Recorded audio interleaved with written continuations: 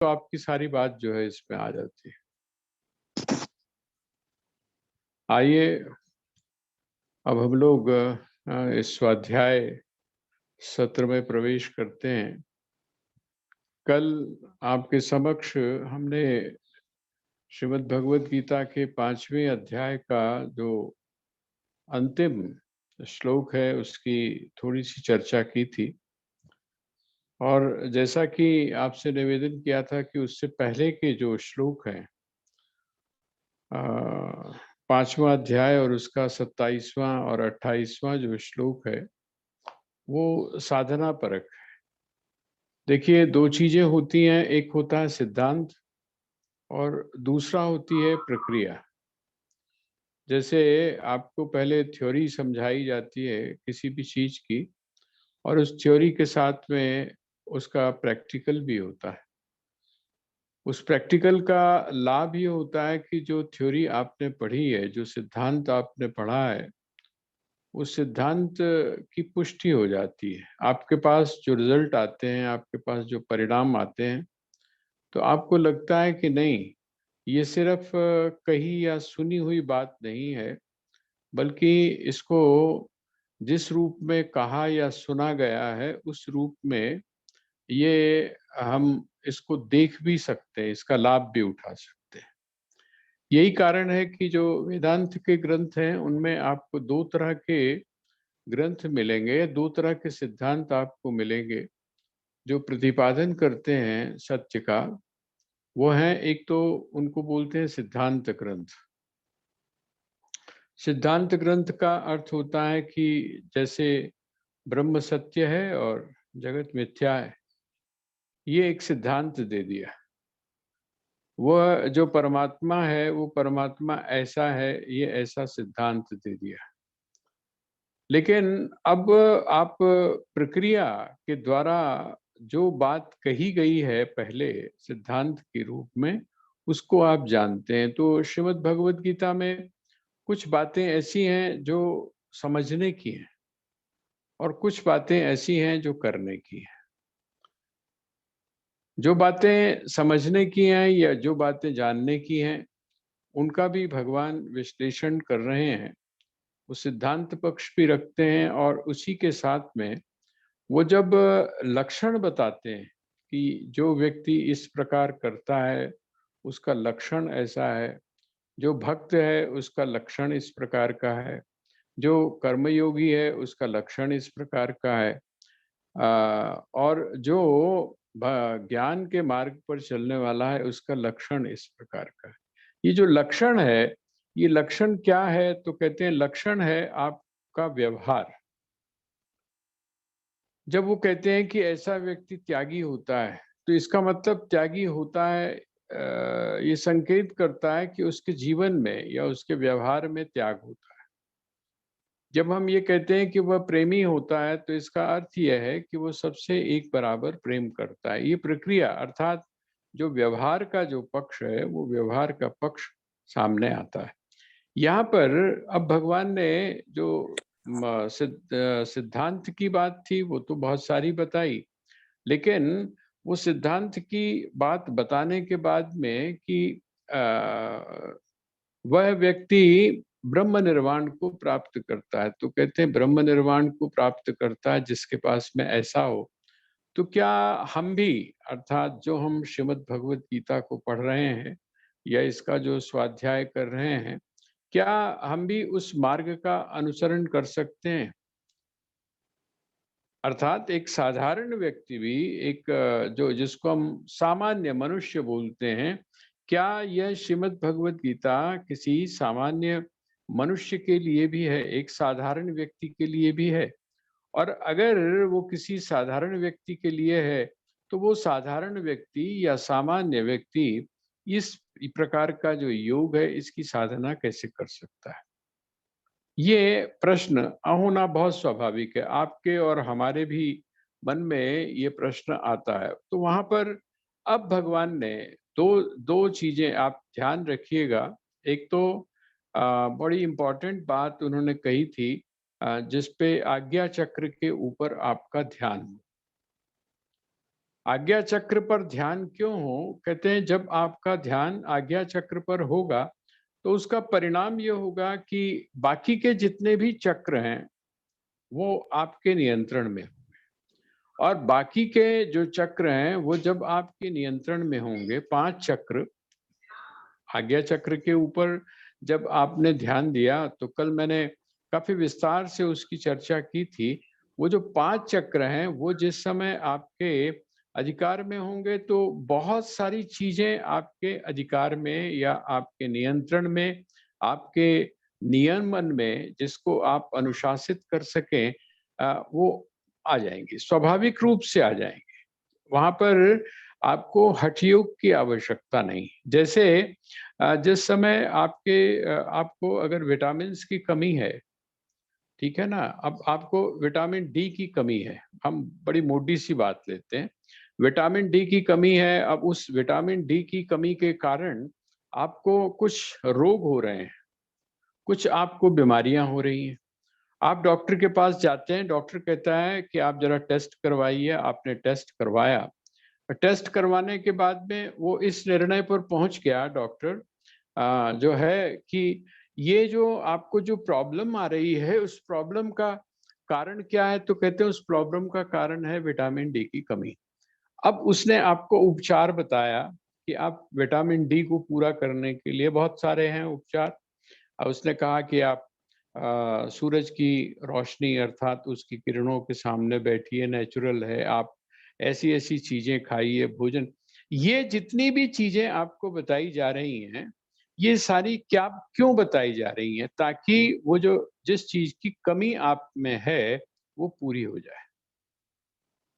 और जिस समय जैसे ही वो कमी आप में पूरी होती है, तो आप क्या देखते हैं? उसका परिणाम क्या होता है? उसका परिणाम हमारे सामने जो निकल कर आता है, आपको फिर कुछ बाहर से कुछ करने की आवश्यकता नहीं।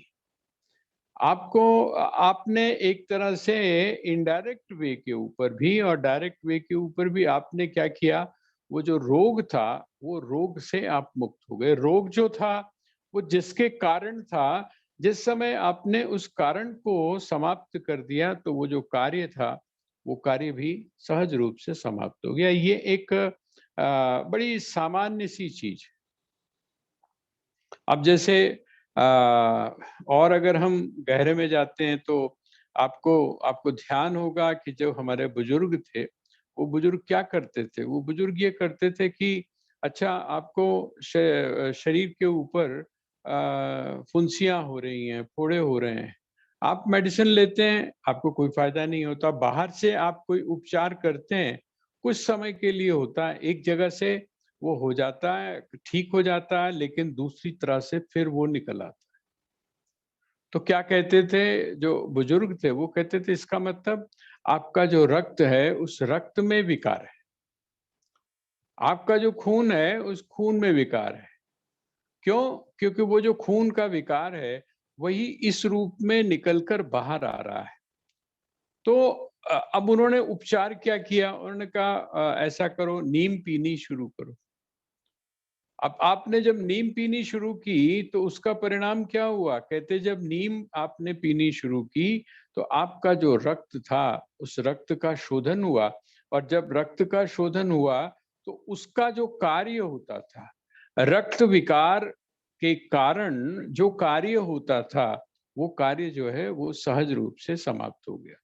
बस यही जो चीज है, इस बात को आप समझिए।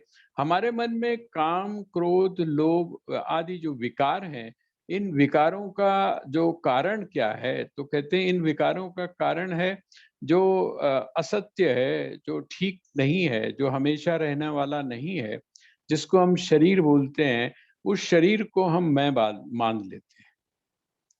उस शरीर को भी हमने मैं मान लिया, और ये जो जगत है जिसको आप संसार बोलते हैं, इस संसार को भी आपने क्या समझ लिया? इस संसार को भी इसी रूप में आप देखने का प्रयास कर रहे हैं, इसके साथ में इसी रूप में आप बरत रहे हैं, जैसा ये आपको दिखाई दे रहा है। बस थोड़ी-सी जब आपकी दृष्टि बदली, जब आपके विचार बदले, और वो विचार किस रूप में बदले कि मैं शरीर नहीं हूँ। वो विचार इस रूप में बदले कि मैं शरीर नहीं हूं, ये शरीर मेरा आज या कल या परसों, कितना भी समय उसका आप लगा लीजिए, लेकिन जाना ही जाना है, ये निश्चित हो गया। मैं कौन हूं? मैं इस शरीर के जाने के बावजूद भी मैं जाता नहीं हूं। ये जिस समय निश्चित हो गया, और दूसरी बात क्या निश्चित हो गई, देखिए दोनों चीजें समझने की हैं, दोनों चीजें निश्चित होनी चाहिए। दूसरी चीज क्या निश्चित हो गई? तो कहते हैं दूसरी चीज ये निश्चित हो गई कि ये जो संसार जिस रूप में हमको दिखाई दे रहा है, इस संसार का स्वरूप इस प्रकार का नहीं है। ये संसार क्या है? तो कहते हैं ये संसार कुछ और है, लेकिन दिखाई कुछ और दे रहा है। वास्तव में ये कुछ और है।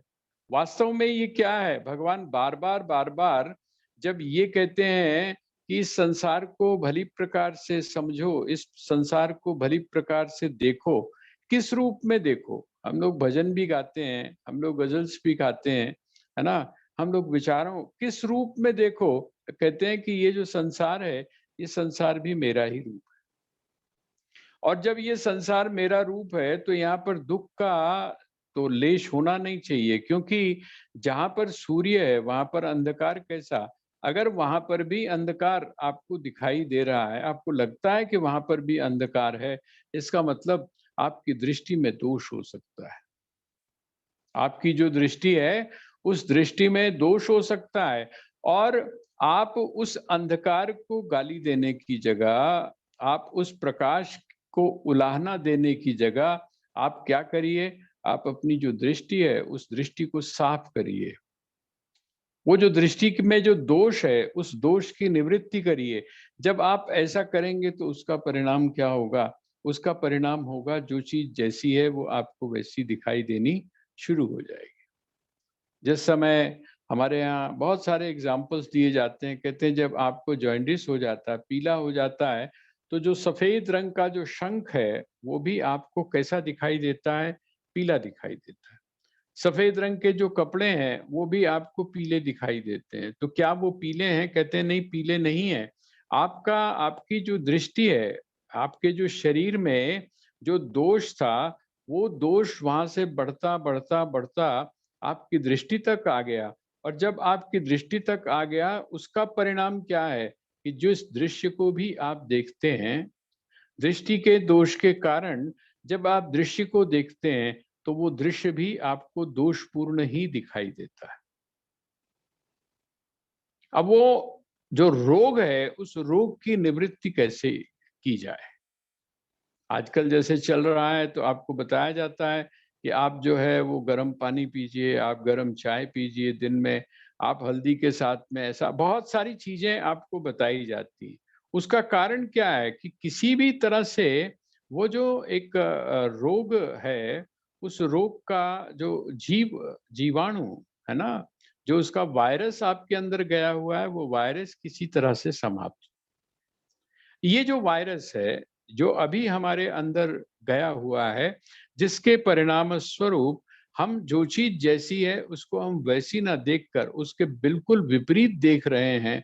वो कहते हैं इस चीज़ को जो है वो निकालने के लिए कौन-सा उपचार है, उसी उपचार की चर्चा भगवान जो है वो छठे अध्याय के अंदर आपके सामने करेंगे। अंतिम का श्लोक जो 5वां अध्याय है, उस 5वें अध्याय के आखिर का जो श्लोक है, उसमें भगवान ने एक बात ये कह दी बड़ा साफ शब्दों में, कि भगवान को भी पहचानने में हम लोग गड़बड़ कर जाते हैं। देखिए, हमने कहाँ-कहाँ पहचानने में गड़बड़ की हुई, अपने अज्ञान के कारण हम स्वयं को वो नहीं स्वीकार कर रहे हैं जो हम हैं।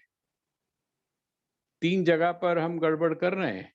हम स्वयं को उस रूप में स्वीकार नहीं कर रहे हैं जो हम हैं। इस जगत को हम उस रूप में स्वीकार नहीं कर रहे हैं जैसा ये जगत है। और मज़े की बात तो ये है कि ईश्वर को भी हम उस रूप में स्वीकार नहीं कर रहे हैं जैसा कि वो वास्तव में है। हमने उसको भी क्या किया? हमने उसको भी बाँध दिया। हमने उसको भी एक रूप दे दिया। हमने उसको भी एक सीमा के अंदर एक स्थान, एक काल के साथ में जोड़कर देखा, जबकि भगवान वहां पर क्या बात कह रहे हैं? भगवान कह रहे हैं भोक्तारम यज्ञ तपसाम सर्वलोक महेश्वरम सुहृदम सर्वभूतानां ज्ञात्वा माम शांति मृच्छति।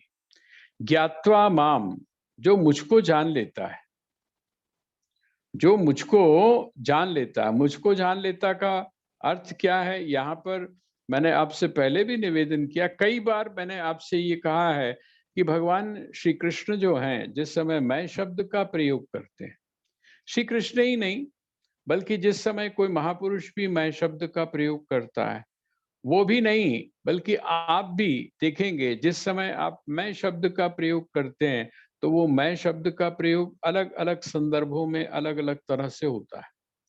यहाँ पर जब भगवान मैं शब्द का माम, माम का अर्थ क्या है? माम का अर्थ है मुझको। कौन? कौन? किसको? जब वो कह रहे हैं मुझको, इसका मतलब हम तो सीधा सीधा इसका अर्थ क्या लगा लेते हैं? वो हम तो लगा लेते हैं श्री कृष्ण। कौन से श्री कृष्ण को? कहते हैं उस श्री कृष्ण को जिसको जिसको जिस रूप में हमने जाना। मैंने आपको कल निवेदन किया था कि अर्जुन के मन में भी यही प्रश्न है। अर्जुन भी कहता है मैंने तो तुमको देखा है, मुझे पता है तुम कब पैदा हुए थे। जन्माष्टमी जिसको हम मनाते हैं, उस दिन तुम पैदा हुए। मुझे ये भी पता है कि कौन से युग में, कौन से समय में तुम्हारा जन्म हुआ, वो भी हम जानते हैं। कैसे तुम पले बढ़े, वो भी हम जानते हैं। किसके तुम पुत्र हो, उसको भी हम जानते हैं। किसके यहाँ तुम पले बढ़े और तुमको प्रेम प्राप्त हुआ, वो भी हम जानते हैं। हम तो तुम्हारे सारे रूपों को जानते हैं। लेकिन भगवान कहते हैं कि नहीं, इनसे बात नहीं बनेगी। जो क्या जानता है, देखिए बड़ा बड़ा विस्तृत रूप है। परमात्मा को भी, अर्थात वह जो ईश्वर है, श्री कृष्ण है, श्री राम है, उनको भी हमने किस रूप में, माँ को भी हमने किस रूप में ले लिया? हमने उसको एक ऐसी ऐसे रूप में ले लिया जो हमारी ही तरह है, जो हमारी तरह है। एक स्त्री है, हमने नथ डाल दी तो हम खुश हो गए।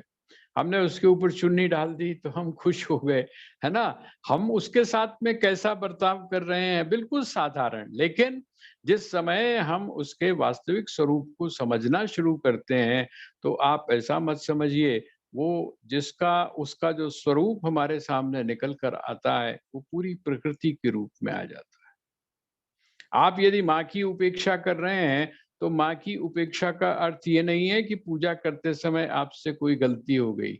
माँ की उपेक्षा का मतलब ये भी है कि आप अपने घर में जो रहने वाली माँ है, उसकी आप उपेक्षा ना करें। इतना ही नहीं, बल्कि उससे जिस समय और आप थोड़ा-सा बढ़ते हैं, तो वो जो मातृ रूप है, वो मातृ रूप तो सारी जगह है। इसका मतलब स्त्री जो है, स्त्री विशेष जो है, उसकी आप, नारी की आप निंदा न करें, उसकी आप उपेक्षा न करें। और फिर जिस समय आप उससे आगे बढ़ते हैं, तो आप कहाँ पर पहुँच जाते हैं? आप पहुँच जाते हैं पूरी प्रकृति पर। आप प्रकृति की उपेक्षा ना करें। जब आप प्रकृति की उपेक्षा करते हैं, तो वो जो प्रकृति है, वो आपको दंडित करती है। इसी तरह ये जो परमात्मा है, जिसको आप ईश्वर बोलते हैं, जिसको आप श्री कृष्ण या श्री राम बोलते हैं, ये श्री कृष्ण और श्री राम भी एक सीमा में बंधने वाले नहीं है। इस बात की तरफ भगवान ने संकेत कर दिया, भोक्तारम यज्ञ तपसाम। वो कहते हैं जो जितने भी आप यज्ञ आदि करते हैं, अर्थात आपका जितना भी कर्म कांड है, आप जो भी कर्म कांड करते हैं और जो भी आप तप करते हैं, किसके लिए करते हैं आप? भाई आप देवताओं के लिए करते हैं ना। जब यज्ञ आदि करते हैं आप, तो किसके लिए करते हैं? देवताओं के लिए करते हैं, देवताओं को प्रसन्न करने के लिए। तप जब आप करते हैं, तो वो तप किसके लिए करते हैं? देवताओं को प्रसन्न करने के लिए। तो भगवान कहते हैं कि ऐसा है, इसको थोड़ा-सा समझ लो, क्योंकि मैं कौन हूँ? ये जितने भी यज्ञ और तप आदि आप कर रहे हैं, इनके माध्यम से जिनको प्रसन्न करने के लिए आप इसको करते हैं, और जो इनको भोगता है वो कौन है? वो मैं ही। देखिए कितना व्यापक रूप है, कितना व्यापक रूप है। आपके सामने सनातन धर्म का वास्तविक स्वरूप मुझे लगता है यहाँ पर निकल कर आ जाता है। हम कहते हैं जी इतने देवी देवता हैं, इतने देवी देवता हैं, किसकी पूजा करें, किसकी ना करें, है ना? किसके, लेकिन यहाँ पर भगवान ये कहते हैं कि मैं कौन हूँ? सर्वलोक महेश्वरम। ये जो समस्त सृष्टि है, इसका मैं कौन हूँ? इसका मैं ईश्वर हूँ। ईश्वर एक वो भी हैं जो देवता हैं, वो भी उसी रूप में पूजे जाते हैं, लेकिन वो कहते हैं मैं उन देवताओं का भी देवता हूँ, अर्थात सर्वलोक महेश्वरम। मैं महेश्वर हूँ। महेश्वर का अर्थ क्या हुआ? देवताओं का भी देवता हूँ।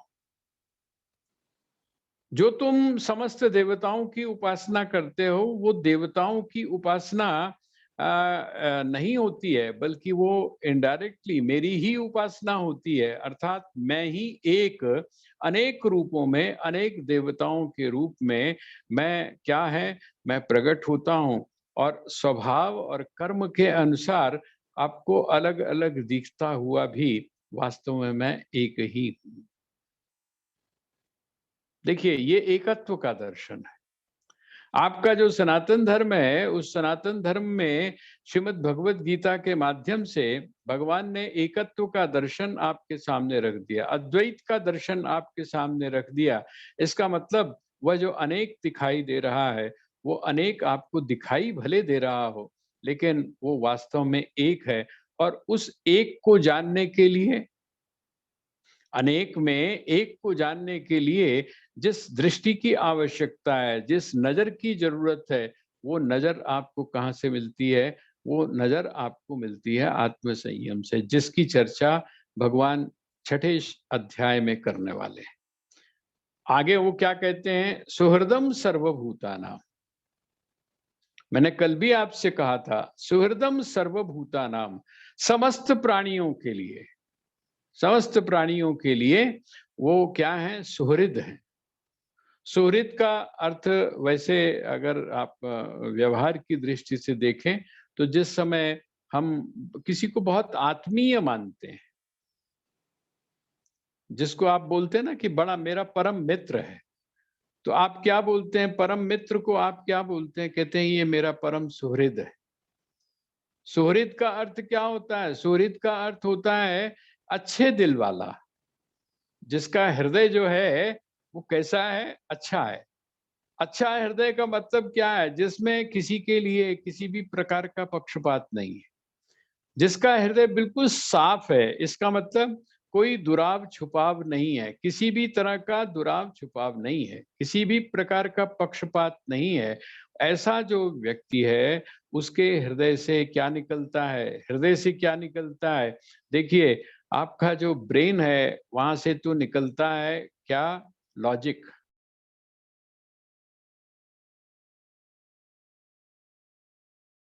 ये निकलते हैं, लेकिन जो हृदय है, वो आपका जो सुहृद, सुहृद का मतलब जो आपका हृदय है, उस हृदय से क्या निकलता है? हृदय से प्रेम की गंगोत्री निकलती है।